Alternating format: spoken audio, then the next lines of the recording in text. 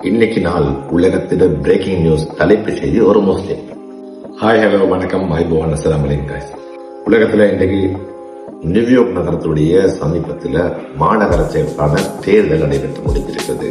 இதுல ஆப்பிரிக்காவில் பிறந்த ஒரு வெள்ளையர், ஆப்பிரிக்கால உகாண்டா நாட்டில பிறந்த ஒரு முஸ்லிம், அவருடைய பேரு ஜொஹ்ரான் மம்தானி. இந்த நபர் 1990 பிறக்கிறாரு. இப்ப 34 வயசான ஆகுது. இந்திய வம்சாவளி தகப்பனுக்கும் உகண்டா வம்சாவளி தாயாருக்கும் பிறந்த கொலாபரேஷன் மகன் தான் இந்த ஜொஹ்ரான் மம்தானி. ரீசெண்டா நியூயார்க் நகரத்தில் உலகத்துல பணக்கார நகரம் தான் நியூயார்க் நகரம். நியூயார்க் நேரம் உங்களுக்கு அந்த நியூயார்க் நகரத்துல மிக ட்ரெண்டான பாடல் ஞாபகம் வந்திருக்கு. நியூயார்க் நகரத்துல எலெக்ஷன் நடக்குது. அதுல மாநகராட்சிக்கான தேர்தல்ல ஜொஹ்ரான் மம்தானி அந்த நாட்டுடைய அந்த நகரத்துடைய மேயராக, நகராதிபதியாக தெரிவு செய்யப்பட்டிருக்கிறார். இந்த வெற்றி உலகத்துல மிகப்பெரிய பேசும் பொருளா இருக்கிறதா இருந்தா என்னன்னா, அமெரிக்கால ஒரு குடிபெயர்ந்த ஒருத்தர், அமெரிக்காவுக்கு வந்த ஒருத்தர், அதுவும் ஒரு முஸ்லீம் ஒருத்தர், அதுவும் இந்திய வம்சாவளியை சேர்ந்த ஒருத்தர். அதிலே குறிப்பாக ட்ரம்ப் ஆட்சி நடந்து கொண்டிருக்கிற இந்த கட்டத்துல நியூயார்க் அமெரிக்கால மிக பலமான ஒரு நகரத்துல ஒரு முஸ்லிம் மேயராக, அதுவும் கிறிஸ்தவர்களால, அமெரிக்கர்களால கிட்டத்தட்ட 5,73,000 மக்களுக்கு மேற்பட்டவர்கள் ஓட் போட்டு சாதாரணமாக 156% மேற்பட்ட வாக்குகளை பெற்று ஒரு முஸ்லிம் அமெரிக்கான நியூயார்க் நகரத்தில் முஸ்லிம் மேயராக தெரிவு செய்யப்பட்டிருக்கிறார்.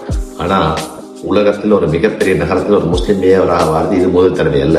I think what's happening in Gaza is a genocide. London மேயராக சாதிக் கான் அப்படின்றவர் கூட இதுக்கு முதல்ல இங்கிலாந்து லண்டன் நகரத்துல ஒரு முஸ்லிம் மேயராக லண்டன்ல சாதிக் கான் இருந்திருக்கிறார். ஆனா இந்த மம்தானுடைய வெற்றிக்கு மிகப்பெரிய காரணங்கள் உண்டு. அவரு இப்பதான் 34 வயசு, ஒரு யங்ஸ்டர். ரெண்டாவது விஷயம், அவர் ஒரு குடிபெயர்ந்த ஒரு முஸ்லிம், ஆப்பிரிக்கன் முஸ்லிம், ஆப்பிரிக்கன் இந்தியன் கனெக்ஷன் இருக்குது. அதை தாண்டி இப்ப உலகத்துல கிட்டத்தட்ட கொடுங்கோல் ஆட்சிக்கு செல்லலாம். அவர் சமாதானங்கள் நிறைய ஏற்படுத்துறதாக கண் மூடிக்கொண்டு வேற விஷயங்கள் செஞ்சவங்களுக்கு ஒரு ட்ரம்ப் ஆட்சிக்கு கீழே, அதுவும் பகிரங்கமா ட்ரம்ப் சவால் விடுத்திருந்தாரு. நீங்க மம்தானிக்கு நீங்க உங்களோட தேர்தலில் வாக்குகளை செலுத்தினா நியூயார்க் நகரத்துக்கான சலுகைகள், மானியங்கள் நிறைய தடைபடும், அது அளந்துதான் செலவினங்கள் செய்யப்படும் என்றெல்லாம் பகிரங்கமாக சவால் எடுத்தும் கூட நியூயார்க் நகர மக்கள் மம்தானியை இன்றைக்கு நியூயார்க் நகரத்திலேயே மாநகராட்சியுடைய மேயராக தெரிவு செய்திருக்காங்க.